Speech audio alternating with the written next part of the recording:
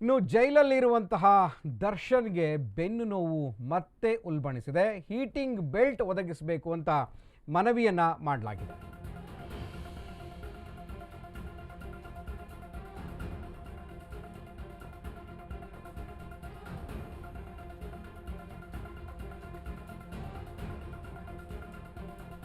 ಜೈಲಾಧಿಕಾರಿಗಳು ಪತ್ರ ಬರೆದಿದ್ದಾರೆ. ದರ್ಶನ್ಗೆ ಬೆನ್ನು ನೋವು ಜಾಸ್ತಿ ಆಗ್ತಾ ಇದೆ, ಚಿಕಿತ್ಸೆ ಅಗತ್ಯ ಇರುವವರೆಗೆ ಹೀಟಿಂಗ್ ಬೆಲ್ಟನ್ನು ಕೊಡಬೇಕು ಅಂತ ಜೈಲಾಧಿಕಾರಿಗಳು ಇದೀಗ ಪತ್ರವನ್ನು ಬರೆದಿದ್ದಾರೆ. ಸಿ.ವಿ. ರಾಮನ್ ನಗರ ಆಸ್ಪತ್ರೆಗೆ ಪತ್ರ ಬರೆದು ಮನವಿಯನ್ನು ಮಾಡಿಕೊಂಡಿದ್ದಾರೆ. ಈಗಾಗಲೇ ಜೈಲಿನಲ್ಲಿರುವಂತಹ ದರ್ಶನ್ ಮತ್ತೆ ಬೆನ್ನು ನೋವಿನಿಂದ ಸಫರ್ ಪಡ್ತಾ ಇದ್ದಾರೆ.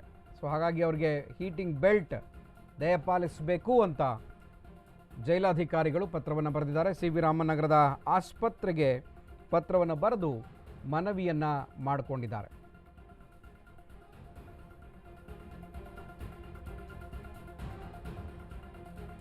ಇನ್ನು ಮೊದಲು ಜೈಲಿನ ವೈದ್ಯಾಧಿಕಾರಿಗಳಿಂದ ದರ್ಶನ್ಗೆ ಚಿಕಿತ್ಸೆಯನ್ನ ನೀಡಲಾಗ್ತಾ ಇದೆ.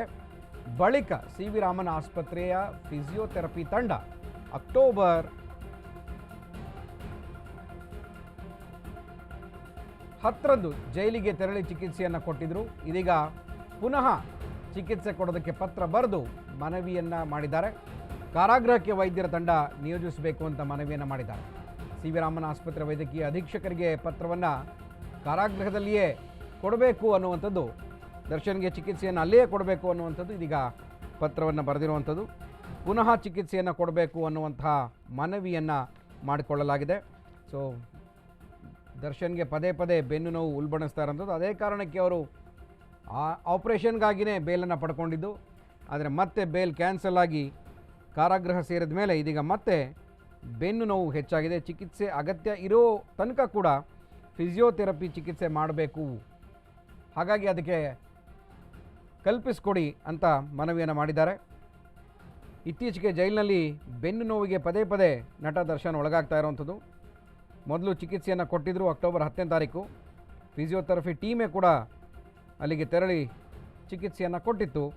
ಇದೀಗ ಪುನಃ ಚಿಕಿತ್ಸೆಯನ್ನು ಕೊಡಬೇಕು, ಹಾಗಾಗಿ ಅದರ ಬಗ್ಗೆ ಗಮನ ಹರಿಸಿ ಅಂತ ಮನವಿಯನ್ನು ಮಾಡಿಕೊಂಡಿದ್ದಾರೆ. ಜೈಲಿನ ವೈದ್ಯಾಧಿಕಾರಿಗಳು ಸಿ.ವಿ. ರಾಮನ್ ಆಸ್ಪತ್ರೆಗೆ ಪತ್ರ ಬರೆದಿದ್ದಾರೆ. ವೈದ್ಯಕೀಯ ಅಧೀಕ್ಷಕರಿಗೆ ಪತ್ರ ಬರೆದು ಮನವಿಯನ್ನು ಮಾಡಿಕೊಂಡಿದ್ದಾರೆ. ಸೊ ಇನ್ನು ಸದ್ಯ ಕಾನೂನು ಸೇವಾ ಪ್ರಾಧಿಕಾರದ ವರದಿಯಲ್ಲಿ ಬೆನ್ನು ನೋವಿನ ಬಗ್ಗೆಯೂ ಕೂಡ ಉಲ್ಲೇಖವನ್ನು ಮಾಡಲಾಗಿದೆ. ಸದ್ಯ ಪರಪ್ಪನ ಅಗ್ರಹಾರ ಜೈಲಿನಲ್ಲೇ ನಟ ದರ್ಶನ್ಗೆ ಚಿಕಿತ್ಸೆಯನ್ನು ಮುಂದುವರಿಸಲಾಗ್ತಾ ಇದೆ.